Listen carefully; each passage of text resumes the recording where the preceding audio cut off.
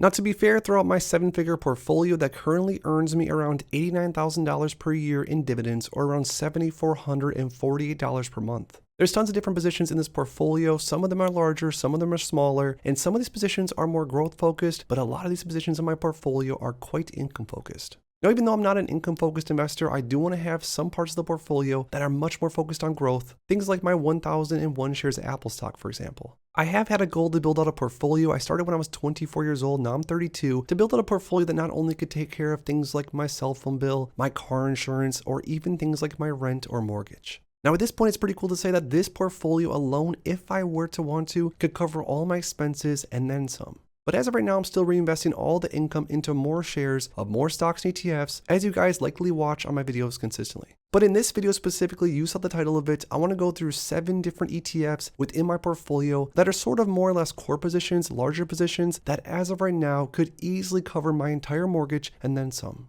I also want to share with you guys what I think about these ETFs, why I like them so much, and what I see in them. So if you want to learn more about these 7 different ETFs and go through them with me, make sure to stick around, drop a like down below, and let's get right into the first one. Real quick, for those that haven't already, make sure to go to the first link in my description and grab my new dividend investing ebook, where I share exactly how I went from $0 invested to now earning over $6,000 on a monthly basis and over $1 million invested in the markets. Along with the ebook, you're also going to receive my custom dividend tracker, where you can track your dividend progress on an ongoing basis and reach your dividend investing goals. So make sure to grab yourself a copy of my dividend investing ebook and the new dividend tracker today. It's the first link in my description. Now, also before the end of the video, I want to go through my actual portfolio and show you guys exactly how much I'm earning on an estimated value amount per month from every single one of these positions. So make sure to stick around until the end. But the first ETF that pays me a substantial amount in income every single month and has now for a long time, because I bought this one a while ago, I'm talking about the JP Morgan Equity Premium Income ETF, or JEPI.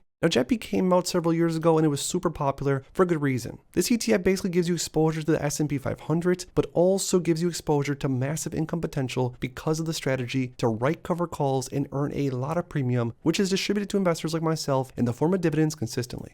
Now, the income from JEPI has been anywhere from the upwards of 40 cents on a monthly basis per share to as low as, say, 28 cents per month. But either way, this ETF is offering somewhere around an 8% yield, which is still much higher than most other funds and other stocks within the markets. Now, I bought JEPI specifically for income potential because, of course, inside the name is Premium Income ETF. But JEPI over time has actually went up in price too, which is sort of a bonus on top, and has offered somewhat of a consistent 8%, 9% yield, at least since I've owned the shares. As far as income generation and an ETF that I will definitely be using in the future to pay for things like my mortgage and or other bills, JEPI is one that's stuffed in my portfolio as we speak. Another ETF that I bought for income potential, I bought this one a while back too. It's not as popular anymore, but I'm talking about QYLD, the Nasdaq 100 cover call ETF. Now, QYLD, back in the early days of the sort of cover call strategy, this ETF was very popular, and I guess it still sort of is. It has 8.19 billion in assets under management. Now, this ETF basically offers you exposure to the Nasdaq 100, but again, with the cover call overlay, offers you a lot more exposure to cash than otherwise.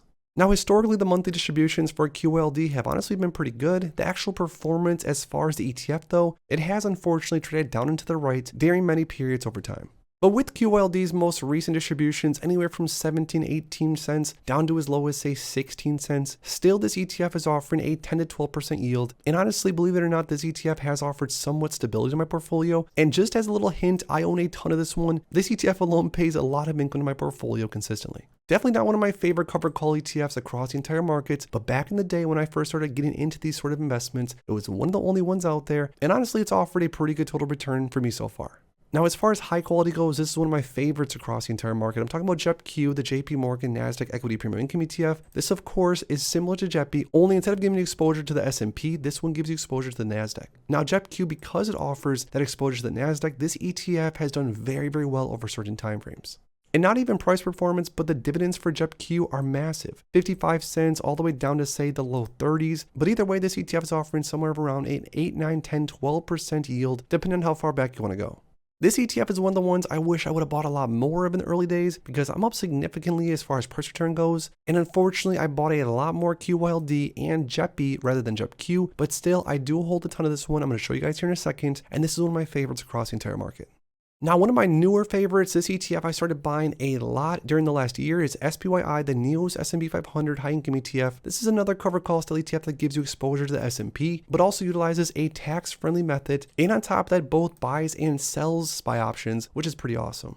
Now, this ETF is sort of like JEPI on steroids. It offers a massive 48-cent up to 55-cent distribution that we've seen since inception, which is offering around a 12% distribution rate, which is much higher than that of JEPI and JEPQ. Now, I personally believe in SPYI's strategy. I like this ETF a ton, and this ETF over the last year has found itself a 5 to 10% spot in my entire portfolio. I'm extremely bullish on this one.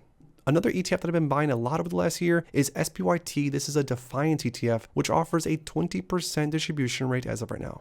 Now, this ETF has a target annual income of 20% in the S&P using options, and this ETF is paid out around 33 cents every single month since inception. Keep in mind 33-cent payouts for an ETF that costs around $20 per share. Because this ETF is relatively new and because the strategy is a bit more complicated and complex, I personally have this one as a smaller position, but I would not be surprised if later on SPYT helps me pay for things like bills, my mortgage payment, travel, etc.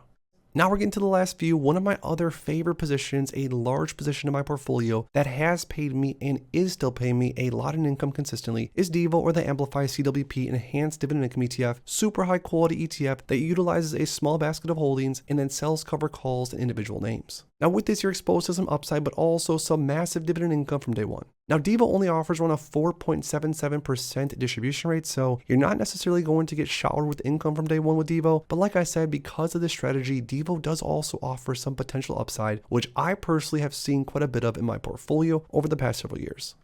Now, last but not least, the last position that I've been building out that is definitely paying me a ton of income and definitely can hopefully help me pay for my bills later on is QQQI, or the NEOS Nasdaq 100 High Income ETF.